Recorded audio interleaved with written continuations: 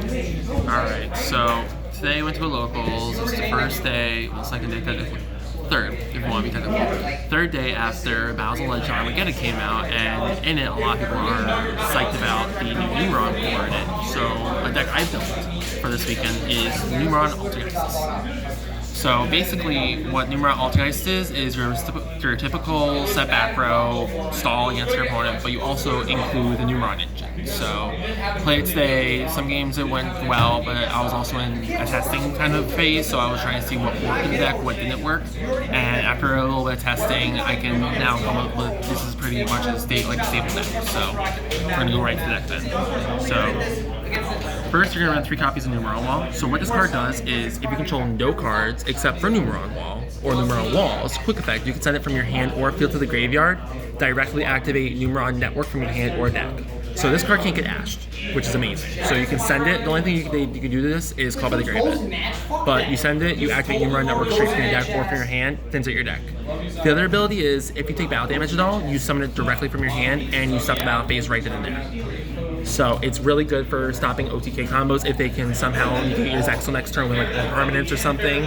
But yeah, the only card that really stops this is Call by the Grave, and if you're going first, that doesn't matter. So yeah, 3 Numeron Wall. Then 3 copies of Altergeist Melee Seek. I picked 3 because it's a 1-for-1 target. You always want to see this, and if you don't see your Numeron Network cards or anything to get your Numeron core, you always want to see this to go into your Link Evo, so you can get your Multi-Faker and just do your combos from there. Speaking of Multi-Faker, 3 Altergeist Multi-Faker, because this card is amazing. It literally just says you win the game if you have a permanence or something, especially on your opponent's turn. You can literally set up a combo like that. You can interrupt your opponent's turn whenever they want, or you can set up a board for your next turn, like summon that and a Melee Seek, so you can make like a Hexia to go into a Marionetter, and then just make just infinite combos from there. And then we have 3 Ash Blossom, so just standard hand trap, usual. Then we have 2 Marionetters. I like 2 because opening up 3, by the time you get to your grind game, you only have 2 to 3 traps in your deck that you can set with this, so it's only good if you can get to those traps. The other reason why it's good at 2 of is because if you open up multiples, you can only summon 1, and then you really want to see Multi-Faker if anything. So this is only good for your just establishing your initial play. So they also have 2 Silquitous because you only want to really want to play 1, but because of you drawing this and Multi-Faker only summoning from the deck, you only want to play 2. So in case you open up 2, you can at least do some resources with it. Then your usual 1 copy of Altergeist Concurry, so if they attack, you can just drop it, negate their attack, or if you can, summon a Multi-Faker that can negate whatever your opponent controls while it's in the field, so it's really good for that. So that's the monsters. Spell cards. We got 3 Numeron Network. Amazing card. So what this card does is you take 1 Numeron spell card that meets the activation of it. It's a normal spell card, by the way, like a Numeron normal spell card.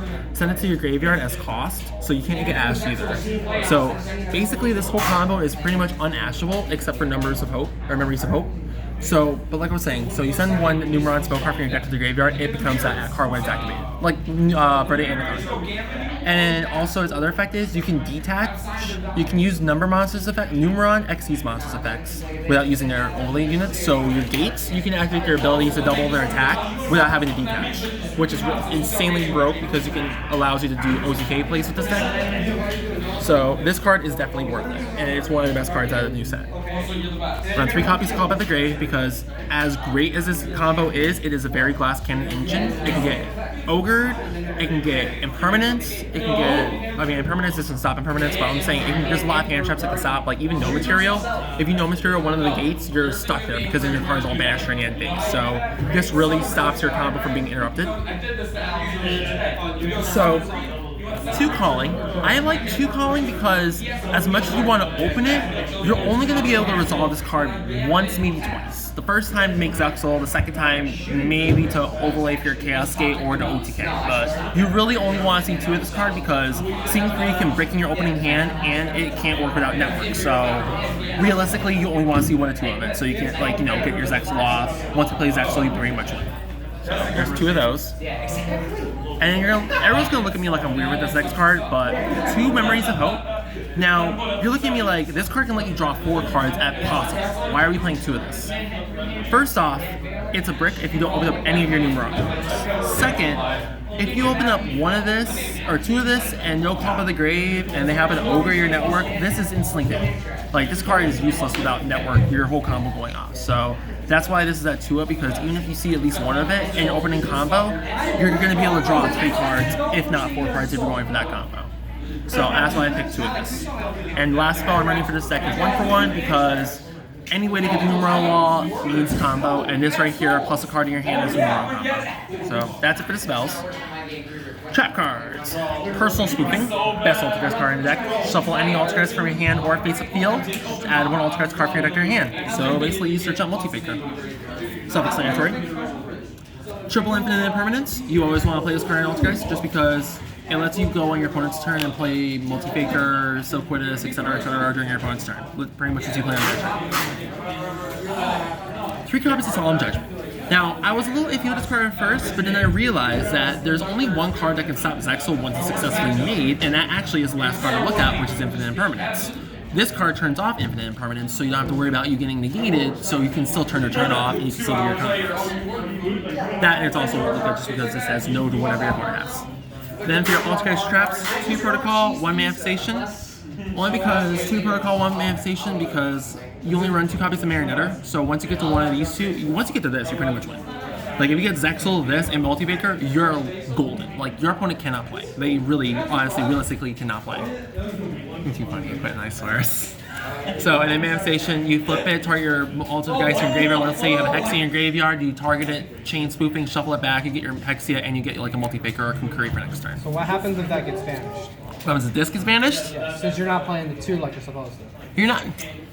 You honestly, like, if it does get banished, it's not a huge loss because, I mean, yeah, you can't revive anything anymore. You'd rather set that with your Marionette instead of opening the 1 and setting the Protocol as well. That's what I'm telling you. But honestly, you want to see Protocol more because even if you have Manifestation, Marionette gets you to your combo. And in this version, you want to be able to see your Numeron cards more, so bumping this down to 1 is better. So out of all the Altergeist cards in your extra deck, why is your best Altergeist card Utopic Zexal? I'm getting to that. I haven't gotten to the extra deck yet, so. But Zexal just because literally it says no to your opponent.